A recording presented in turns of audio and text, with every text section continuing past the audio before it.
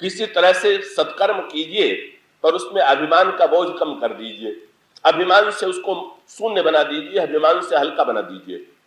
तो बता दिया गया कि नल और नील ये दो ऐसे हैं कि जिनको लड़कपन में ऋषियों ने आशीर्वाद दिया है कि जिस पत्थर को ये छू लेंगे का वो हल्का हो जाएगा। का उसका अभिप्राय यह है कि अहंकार शून्य होकर के, कर्तृत्व रहित होकर के जब व्यक्ति कर्म करता है तब वो अभिमान कर्म होता है उसके जीवन में, पर अभिमान में वो डूबता नहीं है, बल्कि अभिमान के समुद्र को पार कर जाता है। ये पत्थर का पुल है।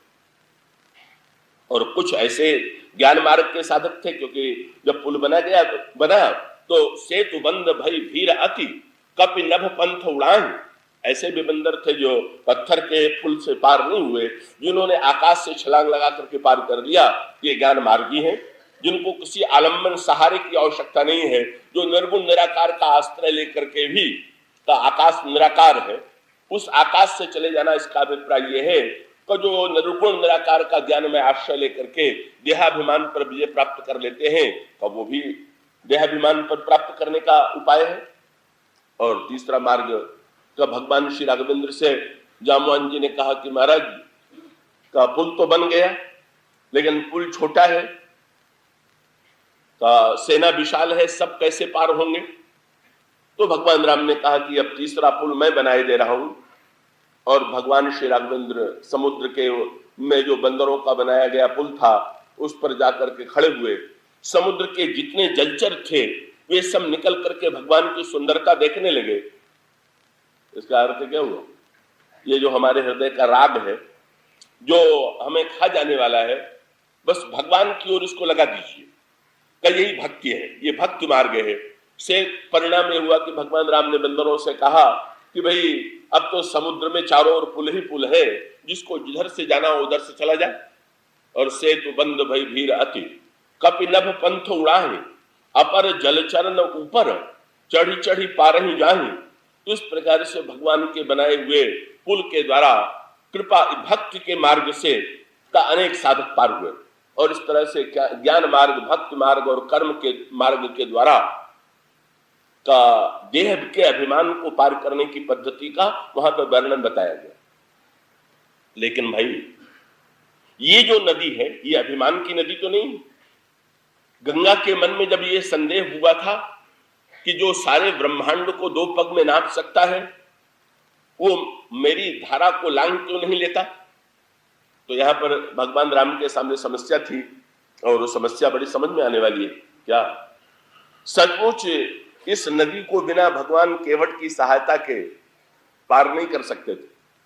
भगवान भी अगर पार करने की चेष्टा करते तो डूब जाते। याद रखिएगा, ये नदी ऐसी है क्योंकि ईश्वर को डुबोने वाली नदी है, और ये ईश्वर को डुबोने वाली नदी है। इसका अभिप्राय क्या हुआ? अभिमान भगवान ने गंगा की ओर देख करके गंगा से कहा कि गंगा तुमको याद आ रही है कि बल की यज्ञशाला में मैंने सारे ब्रह्मांड को नाप लिया था? मैं ब्रह्मांड को थोड़ी नाप रहा था, उस समय तो मैं बल के अहंकार को नाप रहा था। तो अहंकार को नापना तो मेरे लिए सरल है, पर प्रेमी के प्रेम को नापना मेरे लिए संभव नहीं। तो ये जो सरिता है जिसके किनारे पर ईश्वर खड़ा है, ये तो अभिमान का समुद्र नहीं है। कैसी विरोधाभास की बात!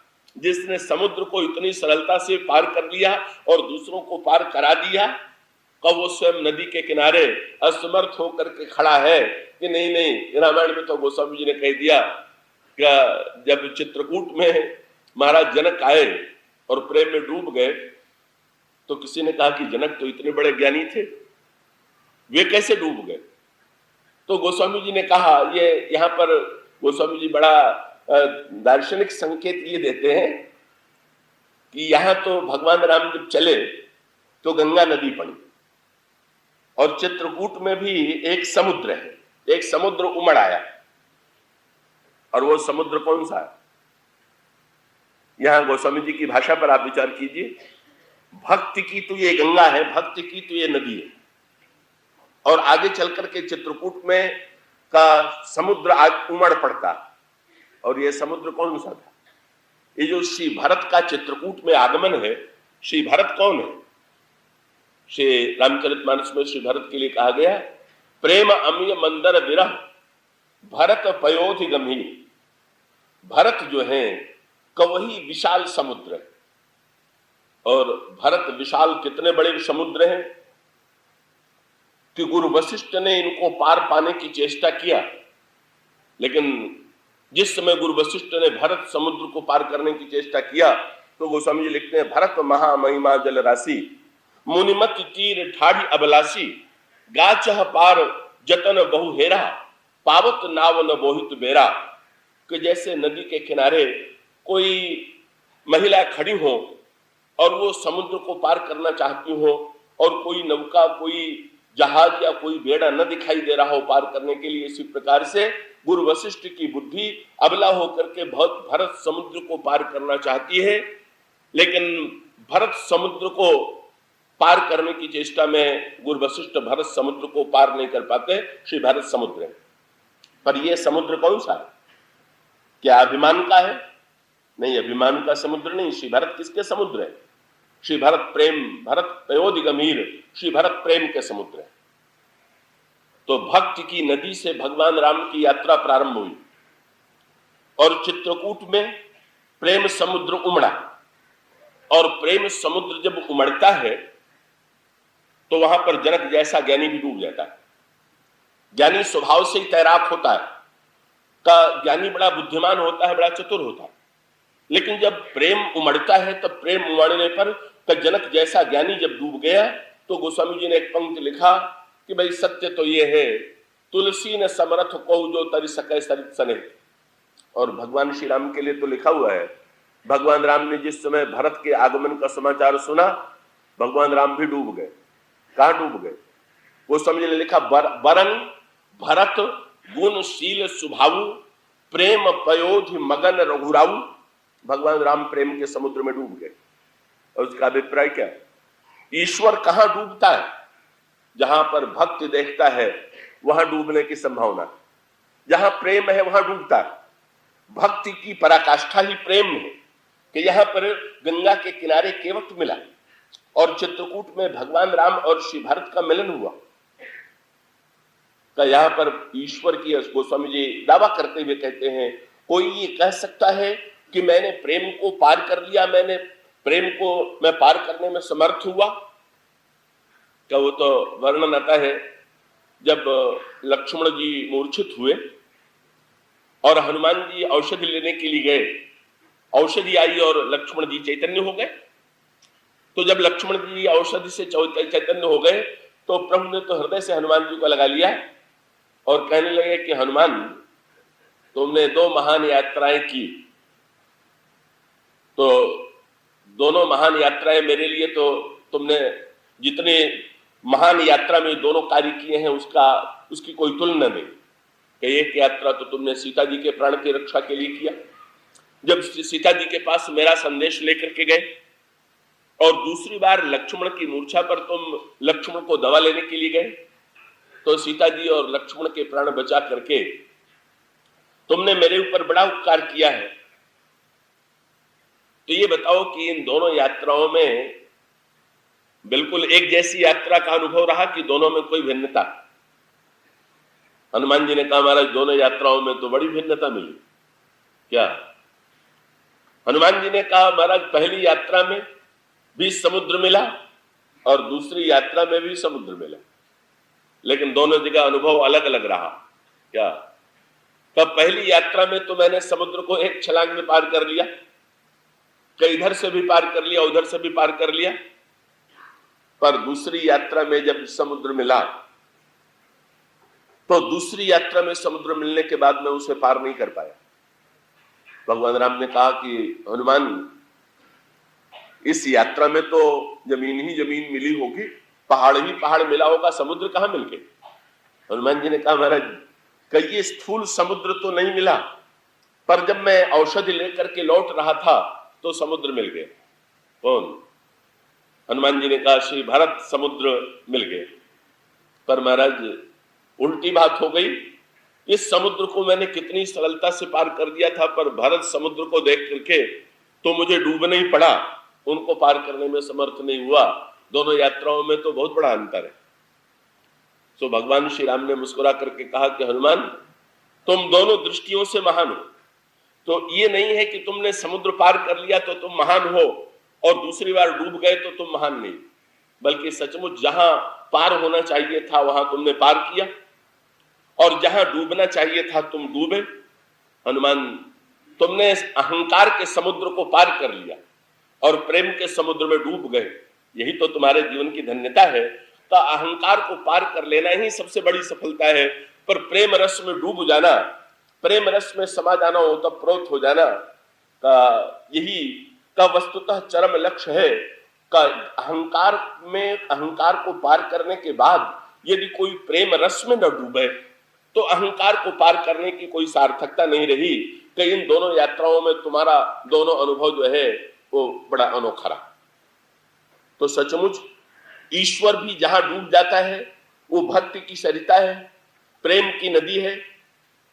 यहां पर भी भगवान राम के सामने समस्या है। क्या केवट की भूमिका क्या है? भगवान राम इस समय, केवट तो कहता है इसी पार रह जाइए ना, कहां जाइएगा आप। केवट अनुरोध करता है कि आप यहां रह जाएं तो कैसा रहेगा। केवट ने तो पहले ही भगवान राम से प्रार्थना किया कि महाराज आप किसी गांव में निवास करें और 14 वर्ष यहीं रह जाएं। पर भगवान श्री राघवेंद्र इस समय डूबने की स्थिति में नहीं। क्यों? चित्रकूट में भी गोस्वामी जी ने केवट की भूमिका का बड़ा महत्वपूर्ण उल्लेख किया। यह है कि भक्ति और प्रेम में ईश्वर को डूबने में तो बड़ा आनंद आता है और भक्तों को भी भक्ति और प्रेम में डूबने में बड़ा आनंद आता है। पर भाई डूबने के साथ एक समस्या है। क्या? कि जब व्यक्ति डूब जाता है, कोई प्रेम रस में डूब जाए, कोई भक्ति रस में डूब जाए, तो फिर व्यवहार होगा कि नहीं होगा? तब व्यवहार कहां होगा भाई? जब नशा, ये तो विचित्र है, प्रेमोन्माद जब जीवन में आता है, जैसे कोई व्यक्ति समुद्र में डूब जाए तो उससे कोई आशा थोड़ी करेगा कि तुम कुछ करो। वो बेचारा डूबा हुआ क्या करेगा? का वो तो पूरी तरह से असमर्थ हो चुका। तो प्रेम रस में डूब जाने के पश्चात कर्तव्य कर्म समाप्त हो जाता है, कर्तव्य कर्म नहीं हो पाता। और भगवान राम की यात्रा जो है वो तो साथ भी लेते चलिए। भगवान ने पूछा कि आप मेरे साथ क्यों चलना चाहते हो? तो केवट ने कहा कि महाराज मैं 2 काम करूंगा। क्या? नाथ साथ रही पंथ दिखाई, मैं आपको मार्ग दिखाऊंगा।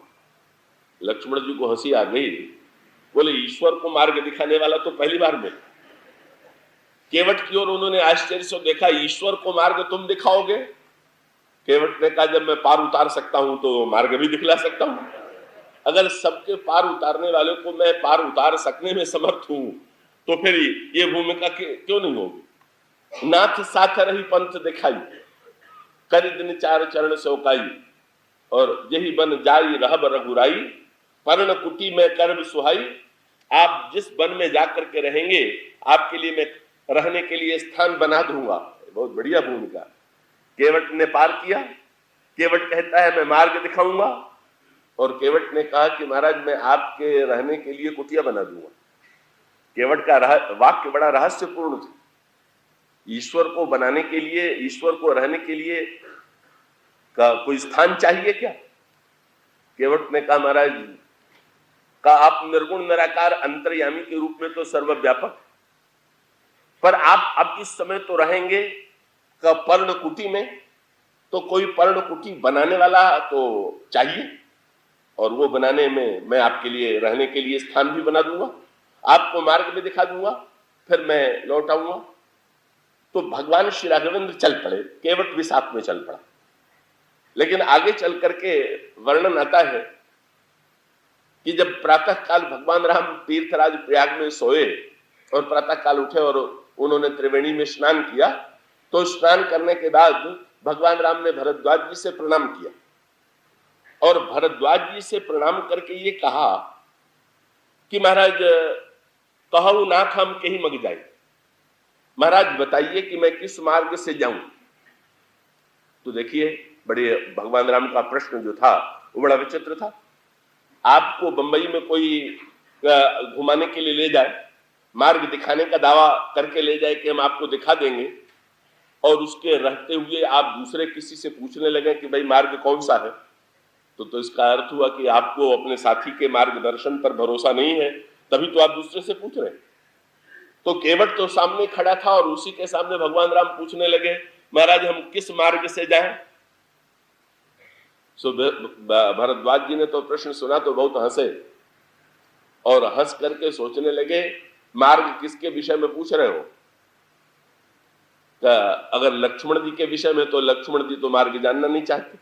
आपने बहुत रोकने की चेष्टा की कि अयोध्या में रह करके माता पिता गुरु की सेवा करो, पर वो मार्ग उन्होंने स्वीकार नहीं किया, इसलिए इनके लिए भी मार्ग की आवश्यकता नहीं है। और सीता जी के लिए भी ये भी व्रत ले चुकी हैं कि आपके पीछे पीछे चलेंगी, तो इनको भी मार्गदर्शन की आवश्यकता नहीं। और आपके लिए, आपको भी मार्ग चाहिए क्या?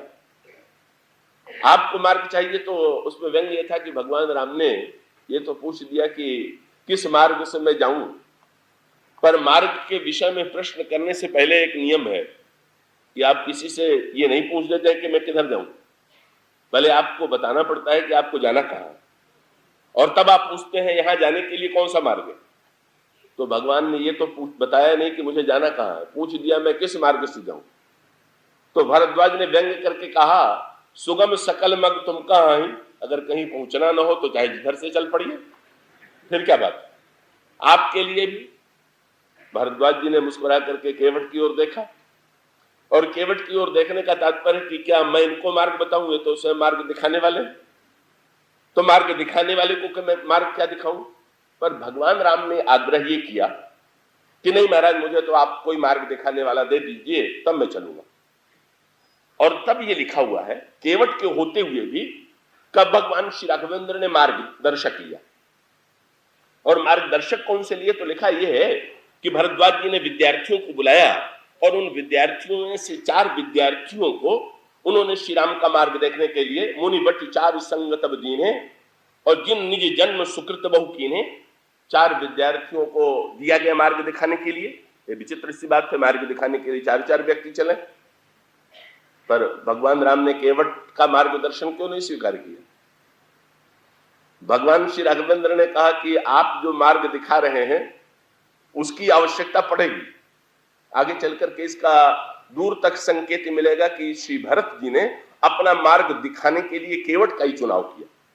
भगवान राम ने कहा कि भाई भरत जैसा पथिक जब आवेगा तो उनको मार्ग दिखाने के लिए तो केवट की आवश्यकता है, लेकिन मेरे लिए, बोले भाई अभी तो मैं कर्म मार्ग, भगवान जाना चाहते हैं यमुना नदी तक, और यमुना नदी तक ही इन 4 विद्यार्थियों के पीछे पीछे भगवान राम चले। यमुना नदी के किनारे पहुंच करके भगवान राम ने 4 विद्यार्थियों को भी लौटा दिया। ये 4 विद्यार्थी वस्तुतः वेद के प्रतीक हैं, और यमुना नदी जो है वो कर्म है, वही कर्म कथा रविनंदिनी बरनी। और उसका अभिप्राय है कि अगर कर्म मार्ग की यात्रा करना हो तो कर्म मार्ग का उपदेश कौन देगा। भगवान कहते हैं भाई वेदों के पीछे चल करके, वेदों के द्वारा ही कर्म मार्ग का सच्चा रहस्य ज्ञात होता है। इसलिए भगवान 4 विद्यार्थियों के पीछे चलते हुए मानो 4 वेदों का अनुगमन करते हैं, पर यमुना के किनारे पहुंच करके 4 विद्यार्थियों को लौटा देते हैं। क्या इसका तात्पर्य क्या हुआ? 4 विद्यार्थियों के लौटा देने का अभिप्राय यह है कि जहां यमुना पार कर लिया, अब वेदों की आवश्यकता नहीं रही। गीता में भगवान कृष्ण अर्जुन से ये कहते हैं, अंत में व्यक्ति को वेदों से भी ऊपर उठना है।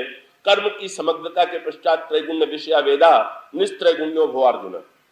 तो आप ये वेद जो है ये भी त्रिगुण का प्रतिपादन करते हैं, तुम वस्तुतः इनसे भी ऊपर उठो।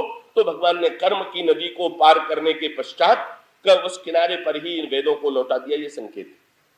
बाद में यही केवट श्री भरत के साथ भी चले, और चित्रकूट के आश्रम में केवट को भगवान श्री राघवेंद्र ने मानो संकेत किया। केवट ने ये जानना चाहा कि महाराज आपने दूसरा मार्गदर्शक क्यों चुना। तो भगवान राम ने कहा कि तुम्हारे मार्गदर्शन की जिस पथिक को आवश्यकता है कब वो आगे चल करके आने वाला है, और श्री भरत ही केवट के द्वारा ही श्री भरत को कब भगवान राम दूर से दिखाए जाते, तब केवट ऊंचे चढ़ जाई और चले भरत सन कहू भरत सन भुजा उठाई। नाथ देखिए ही विटप विशाला, पाकर जम्बु रसाल तुम्हारा, तीन तरुवर्ण मध्य बट शोभा। वो देखिए बट वृक्ष की छाया में भगवान राम सीता बैठे हुए हैं, श्री भरत ने दर्शन किया। पर केवट की भूमिका, केवट श्री भरत के साथ क्यों है? वहां पर भी वही समस्या थी और यहां पर भी यही समस्या है। केवट रामायण का अनोखा पात्र है। क्या? अंत में चित्रकूट के आश्रम में श्री भरत ने प्रवेश किया। लक्ष्मण जी ने प्रेम भरे स्वर में भगवान राम को सूचना दिया, भरत प्रणाम करत रघुनाथ। आपको भरत प्रणाम कर रहे हैं। लक्ष्मण प्रेम रस में डूब गए और जब लक्ष्मण ने प्रेम रस में डूब करके कहा, कहत सप्रेम नाई में माथा, तो उठे राम सुन प्रेम अधीरा। प्रेम में भर करके भगवान राम उठे। लक्ष्मण प्रेम में डूब गए, भगवान राम प्रेम में डूब गए, भरत प्रेम में डूब गए। परम प्रेम पूरन दो भाई, मन बुद्धि चित्त अहिमित बिसराई। और उसके पश्चात सीता जी भी प्रेम में डूब गई। गोस्वामी ने लिखा, सी आशीष दीन मन माही, मगन स्नेह देह सुध नहीं।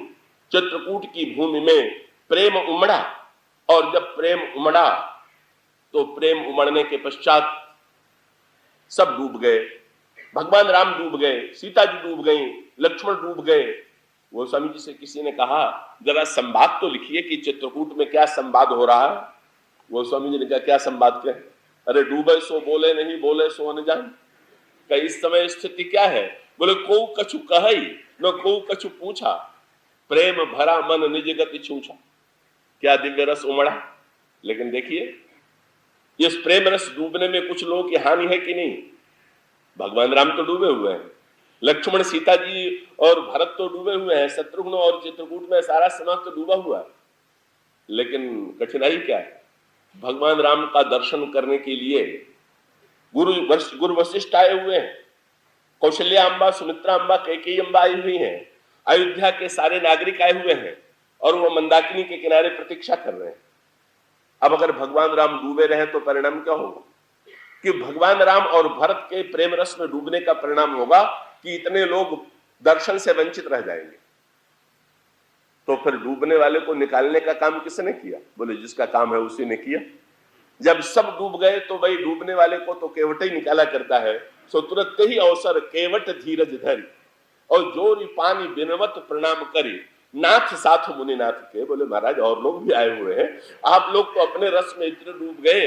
नाथ साथ मुनिनाथ के, मातु सकल पुर लोग, सेवक सेनप सचिव सब आए विकल वियोग। महाराज सब लोग आए हुए हैं। केवट ने सचमुच भगवान राम को प्रेम समुद्र से जब बाहर निकाला, तब कहीं जाकर के गुरु वशिष्ठ और माताओं से भगवान राम का मिलन होता है केवट की भूमि। और इसका अभिप्राय यह है, ईश्वर जो है सर्वसमर्थ होते हुए भी भक्ति और प्रेम में डूबता है। इसलिए भगवान राम गंगा के किनारे कहते हैं, केवट तुम भले ही नदी को पार कर जाओ, पर भाई मैं तो इसको पार करने में समर्थ नहीं हूं। का इस नदी को तो पार करने के लिए मुझे तुम्हारा आश्रय लेना पड़ेगा कर्तव्य कर्म का निर्वाह करने के लिए। केवट ने कहा, कहीं तुम्हारे मरम में जाना, जब आप मेरे बिना सहायता के पार नहीं कर सकते तो मैं जैसा जैसा कहूं वैसा वैसा करते जाइए। फिर अब आपकी सर्वसामर्थ्यता नहीं चलेगी। तो भक्त ने भगवान श्री राघवेंद्र को का एक नई गंगा कैसे बनाई। अयोध्या से आगे की ओर प्रस्थान करते हुए भगवान श्री राम रात्रि को श्रृंगवेरपुर में निवास करते हैं और प्रातः काल होते ही वे गंगा के तट पर आकर खड़े हो जाते हैं और केवट से नौका ले आने का अनुरोध करते हैं। किंतु हठीला केवट अस्वीकार करता हुआ ये कहता है कि मैं नाव नहीं ले आऊंगा, क्योंकि मैं आपके मर्म से भली भांति परिचित हूं। मैं आपके चरणों की दिव्य क्षमता को भी जानता हूं।